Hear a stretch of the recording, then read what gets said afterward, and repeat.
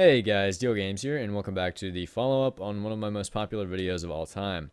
This is going to be PvP tips number 2, and my assistant today is going to be Jeremy, or Major Miner 15, and we are going to be giving you guys a bunch of tips to improve your PvP, not just in OP PvP this time, but a bunch of other styles of PvP as well. Our first tip is going to be that you should always jump while eating or drinking a potion or something like that. And the reason for that is if you jump while you're getting hit by somebody, they're going to knock you farther away, which gives you more time to escape hits while you're eating. So let's go ahead and demonstrate this.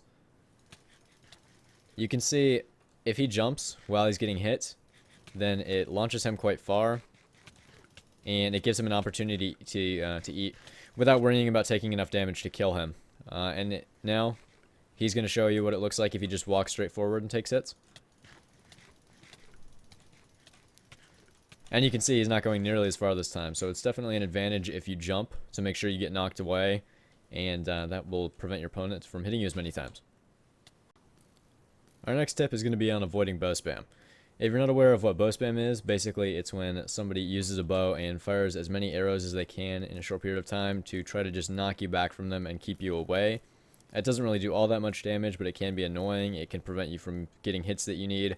And if they fire several arrows at you and get multiple hits, it can actually do a decent amount on your health, especially if they have a high power bow. So I'm going to show you how to avoid that. Basically what you want to do is run in an S pattern and jump at random intervals to try to dodge the arrows as best as you can.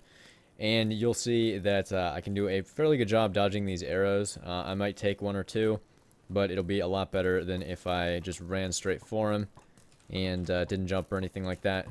You can see here, sometimes I will get hit, but a lot of the time I can just jump straight over the arrows. Maybe one time you run a little bit farther in one direction, then go back the other direction. Remember to jump at random intervals so that you have the chance of jumping over an arrow, and then when you get close enough, you can start getting your hits in. The next tip is going to be for when you're using a bow. Now, if you're not aware, bows have 4 animations when you're drawing them back. And when you reach the 4th animation, you see these critical stars that you can see when Jeremy fires his bow.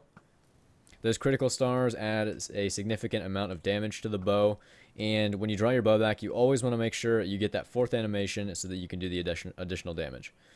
First of all, Jeremy's going to show us what it looks like when he fires at us when he only has the 3rd animation for his bow. So you can see that only does 2 hearts of damage. I'm going to go ahead and heal, and then he's going to fire at me with the critical strike.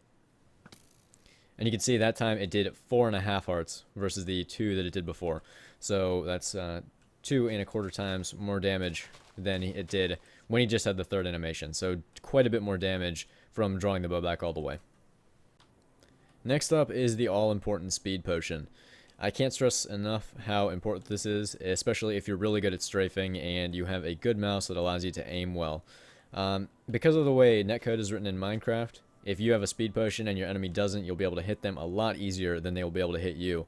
To them, it'll look like they're hitting you on their screen, like their cursor is lined up with you, but they'll miss a lot of those hits simply because you're moving too fast for their game to update.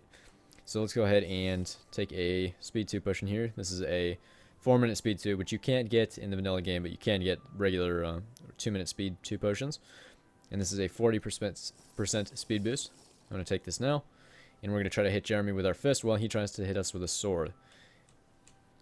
And because we have the speed 2, you can see I'm going to land a lot more hits than he'll be able to, just because he can't keep up with the speed. Here we go. We're able to get about twice as many hits on him as he's able to get on us, just because of the fact that we have that speed 2 potion, which helps a ton with strafing. I'd say right after the speed potion in importance is the strength potion. And if you're not aware, the strength potion got a buff a few updates back, which made it a lot stronger and made it a lot more powerful. And for every level of strength that you have on a strength potion, you get an extra 130% of damage added to the attack of whatever weapon you're using. Jeremy's going to demonstrate this with a wood axe. And first, he's just going to hit me without a strength 2 potion on. And you can see that does a very minimal 2 hearts of damage. I'll go ahead and heal.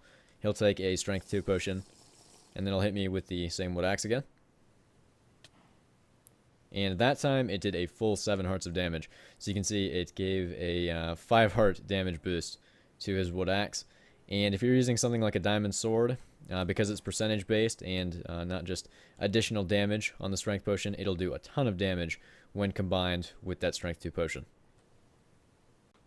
This next tip may not sound like it's very important, but it actually is, because it'll save you a lot of time when you're doing things like playing survival games where time is really critical. And that's that you should learn how to move things around easily in your inventory. Now, if you're not aware, when you mouse over an item and click a number 1 through 9 on your number row on your keyboard, it'll immediately go to that slot on your hotbar. So if I mouse over my sword here and press 1, you can see it instantly gets moved over to slot number 1. And I can also shift click armor on, and this is stuff that a lot of people don't know how to do. It's really useful. It'll save you a ton of time, and people just don't seem to think about it. So if you get good at inventory management and making sure that everything is where it should be, you'll save yourself a bunch of time, and you'll have more time to go after your kills and collect loot. One more thing to mention is that if you have armor in your hotbar, you can apply it just by left clicking. So you don't have to go into your inventory or even shift click it on or drag it onto the armor slots. You can just right click if you have it in your hotbar. Our second to last tip is going to be demonstrated on the Soup PvP server, though this can apply to a lot of different PvP modes. And that's going to be, you can press Control plus Q to drop your entire stack of items, or Control plus whatever your drop key is.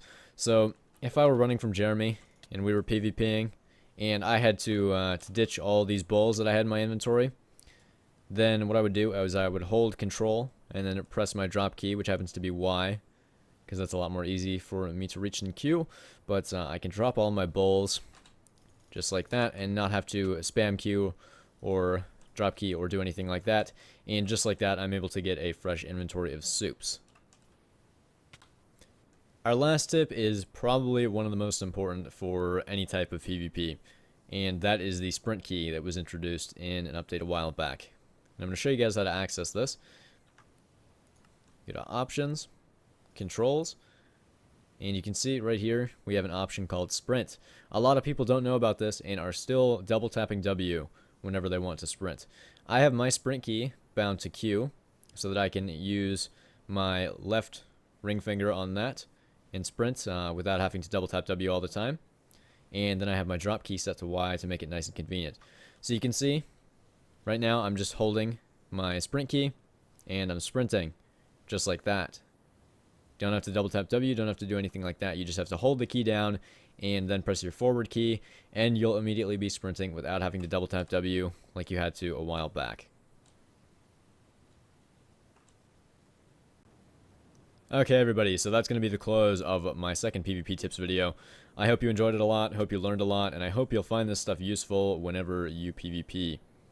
Took us a while to compile this list and come up with good things that we didn't cover in the first video, so be sure to leave a like if you enjoyed the video, share it with your friends, do all that good stuff. It's greatly appreciated. Until next time, I will be seeing you guys later. Deal Games and Major Minor 15, signing out.